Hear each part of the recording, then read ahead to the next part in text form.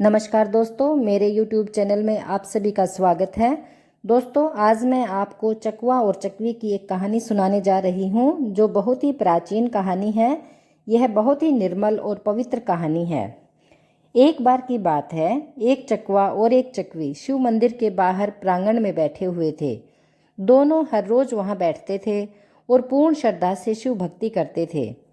एक दिन चकवी चकवा से पूछती है, हे प्रिय, क्या तुम मेरे 3 प्रश्नों के उत्तर दे सकते हो? चकवा ने कहा, हाँ चकवी, तुम पूछो, तुम्हारे 3 प्रश्न क्या हैं? तो चकवी चकवा से अपने 3 प्रश्न पूछती है। उसका पहला प्रश्न था कि हे प्रिय, संसार में सबसे बड़ा धर्म क्या है? दूसरा प्रश्न था, संसार में सबसे बड़ा दान क्या है? चकवी का तीसरा प्रश्न था कि संसार में सबसे बड़ी शक्ति क्या है जो यमराज को भी हरा दे? चकवा चकवी को कहता है कि चकवी, तुम्हारे इन तीनों प्रश्नों के उत्तर मैं तुम्हें एक कहानी के माध्यम से दूंगा। तुम ध्यान लगाकर सुनना। तुम्हारे तीनों प्रश्नों के उत्तर इसी कहानी में मिलेंगे। चकवी कहती है, ठीक है, और वह शांत चित्त से बैठकर चकवे की हर बात को गौर से सुनने लगती है। चकवा अपनी कहानी शुरू करता है। एक नगर में बहुत बड़ा सेठ था। सेठ बहुत ही धर्मात्मा था और सदा गरीबों की मदद करता था। सेठ के घर में एक पुत्र ने जन्म लिया जिसका नाम सत्यजीत रखा गया।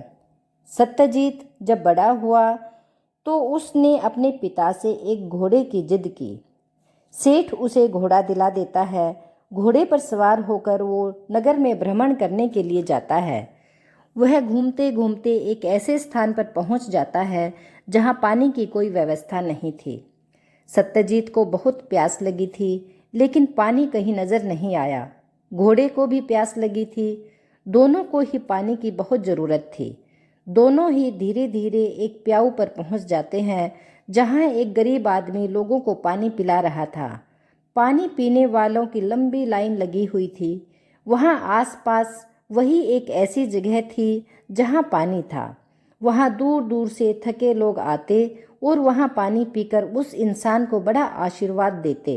वो कहते, भगवान तुम्हें खुश रखे, तुम्हारे घर में अन्न धन का भंडार भरे, भगवान तुम्हारी लंबी उम्र करे, तुम्हारे बच्चे सुखी रहें, आदि आदि। यानी हर कोई उसे इस तरह के आशीर्वाद देकर जाता। चकवा चकवी से कहता है कि हे चकवी, आगे कहानी को गौर से सुनती रहिए। उधर सत्यजीत इस बात को ध्यान से देख रहा था कि जो लोग पानी पी रहे हैं वे सभी इस पानी पिलाने वाले को कुछ न कुछ आशीर्वाद देकर जा रहे हैं। सत्यजीत सोचने लगता है कि क्यों न मैं भी एक प्याऊ खोलूं और प्यासे लोगों को पानी पिलाऊं। उसके दिमाग में यह बात घर कर जाती है। सत्यजीत पानी पीकर अपने घर के लिए लौटता है। सारा रास्ता वह यही सोचता रहता है कि मुझे भी लोगों को पानी पिलाना है और लोगों का आशीर्वाद लेना है। सत्यजीत अपने घर आकर अपने पिता से कहता है कि पिताजी, मुझे 15 मटके चाहिए। पिताजी पूछते हैं कि बेटा, तुम इतने मटकों का क्या करोगे? तो सत्यजीत बताता है कि पिताजी, मैं एक प्याऊ बनाऊंगा और प्यासे लोगों को पानी पिलाऊंगा। सत्यजीत का पिता कहता है कि ठीक है बेटा, हम प्याऊ बनवाकर किसी आदमी को वहां पर बैठा देंगे। तो सत्यजीत कहता है कि नहीं पिताजी, मैं अपने हाथों से ही लोगों को पानी पिलाऊंगा।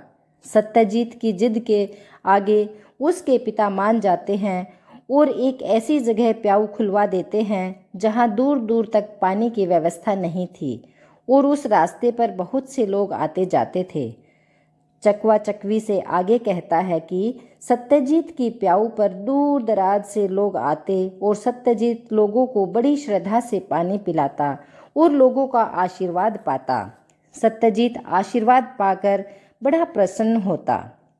एक दिन की बात है, यमराज के 4 दूत आते हैं और वे एक जीव आत्मा को पकड़कर ले जा रहे होते हैं।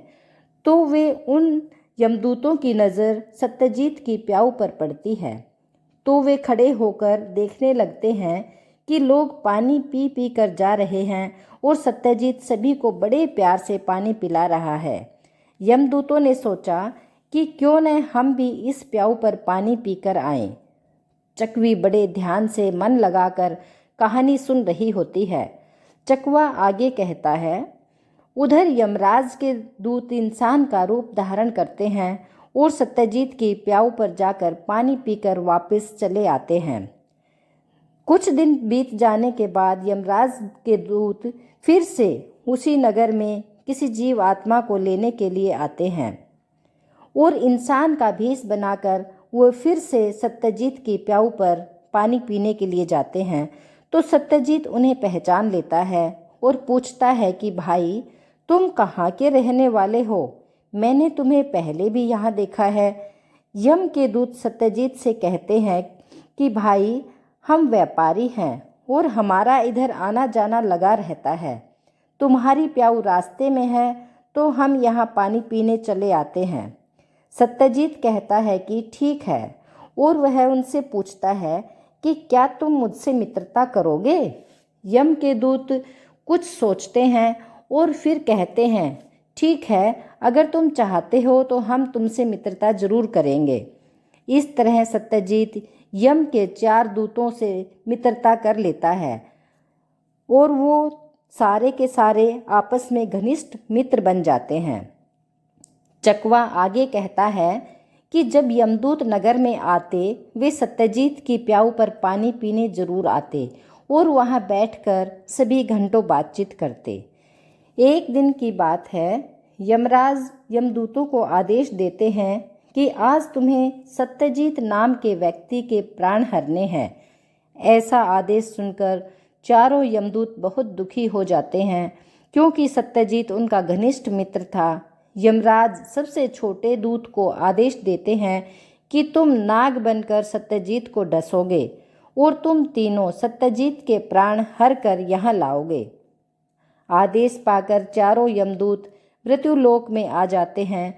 वे सीधे सत्यजीत के पास जाते हैं और वहाँ बैठकर खूब बातें करते हैं।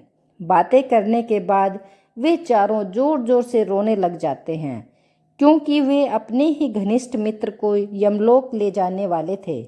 उनको रोता देखकर सत्यजीत पूछता है, हे मित्रों, तुम क्यों रो रहे हो? नगर में तुम्हारे साथ अगर किसी ने गलत किया है तो मुझे बताइए। मेरे पिताजी नगर सेठ हैं, मैं उन्हें सजा दिलवा सकता हूँ। चारों ने कहा, नहीं, नगर में हमसे किसी ने कुछ नहीं कहा है। सत्यजीत ने पूछा, तो फिर तुम क्यों रो रहे हो? सबसे छोटा दूत कहता है कि मित्र, अगर तुम जिद कर रहे हो तो मैं बता ही देता हूँ। हे मित्र, हम इंसान नहीं हैं, हम यमदूत हैं और इस नगर में हम जब भी आते हैं तो हम किसी न किसी के प्राण हरने के लिए ही आते हैं और तुम्हारी प्याऊ पर पानी पीने भी आते थे। इसी बहाने तुमसे मित्रता हुई है और मैं तुमसे बहुत प्रेम करता हूँ। तुम मेरे सबसे घनिष्ठ मित्र हो। छोटा यमदूत यह बात कहता है। चकवा चकवी को आगे सुनाता है कि सत्यजीत, हम कल तुम्हारे प्राण हरने वाले हैं। कल 12 बजे तुम्हारी मृत्यु हो जाएगी। यह सुनकर सत्यजीत एक बार तो डर जाता है, लेकिन फिर हिम्मत करके कहता है, मित्रों, इस संसार में जो भी आया है उसे एक दिन तो जरूर जाना पड़ता है। कोई बात नहीं, मैं कल जा रहा हूँ। इसमें घबराने वाली कौन सी बात है? आपका जो काम है वह आप कीजिए, मैं मृत्यु से नहीं डरता। यमदूत कहते हैं, हे मित्र, तुम्हारे प्राण हरने का हमें बहुत दुख है, लेकिन हम एक काम कर सकते हैं कि तुम्हारी मृत्यु के समय तुम्हें पीड़ा ना हो। सबसे छोटा दूत कहता है, मित्र, कल मैं तुम्हें नाग बनकर डसूंगा, जिससे तुम्हारी मृत्यु हो जाएगी। 12 बजने में 10 मिनट रहेंगे, तब मैं तुम्हें डसूंगा और सही 12 बजे तुम्हारी मृत्यु हो जाएगी। सत्यजीत कहता है, ठीक है, कोई बात नहीं। सत्यजीत प्याऊ बंद करके घर चला जाता है। घर जाकर अपनी पत्नी और पिता से मिलता है, लेकिन वह उन्हें कुछ नहीं बताता। सत्यजीत को पता था कि उसके पास कुछ ही घंटे बचे हैं, फिर भी वह उनके साथ हंसी खुशी बात करता है। अगले दिन सत्यजीत स्नान ध्यान करके अपनी पत्नी से मिलने के लिए सीढ़ियों पर चढ़ रहा था तो सीढ़ियों पर छोटा यमदूत नाग बन के बैठा हुआ मिलता है। जैसे ही सत्यजीत उस नाग को देखता है तो वह उसे पहचान लेता है कि यह वही मेरा मित्र यमदूत है जो नाग बन के मुझे डसने के लिए आ पहुंचा है। दोस्तों, सत्यजीत उस नाग से कहता है, ठीक है, आप आ चुके हैं और मेरा समय भी अब आ चुका है, आप मुझे डस लीजिए। सत्यजीत और नाग में बातचीत होती है। उसके बाद कुछ ही मिनटों में मेरी मृत्यु हो जाएगी। जब सत्यजीत यह कह रहा था तो इस बात को उसकी पत्नी सुन रही थी। सत्यजीत की पत्नी यह सुनकर कि मेरे पति की कुछ मिनटों बाद ही मृत्यु हो जाएगी और मैं विधवा हो जाऊंगी, तो मैं जी के क्या करूंगी, और वह भगवान का ध्यान करने बैठ जाती है। वह भगवान का ध्यान करती है और भगवान से प्रार्थना करती है, हे ऊपर वाले, ये तेरा कैसा न्याय है। अभी कुछ समय पहले ही तो मेरा विवाह हुआ है और तू मेरा संसार उजाड़ रहा है। वो भगवान का ध्यान करती है और ईश्वर से प्रार्थना करती है। जिस वक्त यम का दूत नाग बनकर सत्यजीत को डसने वाला था, उसी समय नगर में एक विधवा महिला एक बच्चे को जन्म देती है। उस महिला के पति की कुछ दिनों पहले ही मृत्यु हो गई थी और वह महिला विधवा हो गई थी। विधवा होने के बाद वह अपने पिताजी के घर में ही रह रही थी। उसका पिता बहुत ही गरीब था। दोस्तों, चकवी बड़े ध्यान से सुन रही होती है तो चकवा आगे कहता है कि जिस समय यम के दूत सत्यजीत को नाग बनकर डसने वाला था, उसी समय वह विधवा महिला जो बच्चे को जन्म देती है अपने पिताजी से कहती है, पिताजी, मुझे बहुत भूख लगी है, मुझे खाने के लिए कुछ चाहिए, आप कुछ लेकर आइएगा। उस वक्त घर में कुछ भी नहीं था। उसके पिता कहते हैं, बेटी, मेरे पास खाने को कुछ भी नहीं है। तो उसकी पुत्री कहती है, पिताजी, ठीक है, आपके पास खाने को कुछ भी नहीं है तो मैंने जिस बच्चे को जन्म दिया है मैं उसी को खा लेती हूँ। उसकी बात सुनकर उसका पिता रोने लगता है और अपनी पुत्री से कहता है, ठीक है पुत्री, मैं नगर में जाता हूँ और जो कुछ मिलेगा वह लाकर तुम्हें खिलाता हूँ। उस महिला का बूढ़ा पिता नगर में भीख मांगने के लिए जाता है। वह जिस घर भी भिक्षा मांगने के लिए जाता है, लोग द्वार बंद कर लेते हैं। कोई भी उसे भिक्षा नहीं दे रहा था। वह भटकता हुआ उसी हवेली के द्वार पर आ जाता है जहाँ नाग बना यमदूत सत्यजीत को डसने वाला था और भिक्षा की गुहार लगाता है। वह कहता है कि मेरी पुत्री ने बच्चे को जन्म दिया है और वह बहुत भूखी है। वह कह रही है कि मुझे भोजन नहीं मिला तो मैं इस बच्चे का ही सेवन करूंगी, कृपा करके मुझे भोजन दे दीजिए। उधर सत्यजीत की पत्नी ने 56 प्रकार के भोजन बनाए हुए थे। सत्यजीत की पत्नी उस भिक्षु की आवाज़ को सुनती है। वह सोचने लगती है कि मेरे पति की कुछ ही मिनटों बाद मृत्यु हो जाएगी, ये भोजन कौन खाएगा? कोई भी नहीं खाएगा। तो इससे अच्छा है कि मैं यह भोजन इस बूढ़े भिक्षुक को दे दूं। यही सोचकर सत्यजीत की पत्नी उस भोजन को बूढ़े व्यक्ति को दे देती है।